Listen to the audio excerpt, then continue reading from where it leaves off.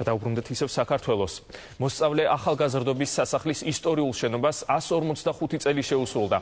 ამასთან დაკავშირებით საზეიმო კონცერტი სასახლის აღსაზრდელებმა გამართეს. საღამოს კათოლიკოს პატრიარქი, მთავრობისა და დიპლომატიური კორპუსის წარმომადგენლები დაესწრნენ. ილია მეორემ სასახლეს სიმბოლური საჩუქარიც გადასცა. მინდა მადლობა უთხრა ყველას, რომელიც შრომობს ამ ბავშვების აღზრდაზე. აი აქ გაისმა ორი მოხეული სიმღერა.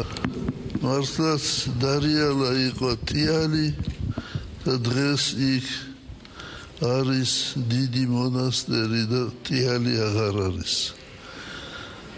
არადროს არ იქნება საქართველოს თიალი, საქართველოს ფარველობს ყოვლადწმინდა ღვთისმშობელი დედა. დღეს მოსწავლე ახალგაზრდობის სასახლე იუბილეს აღნიშნავს, რასთან დაკავშირებითაც გაიმართა საზეიმო კონცერტი, რომლებშიც ჩვენი აღსაზრდელები იღებენ მონაწილეობას.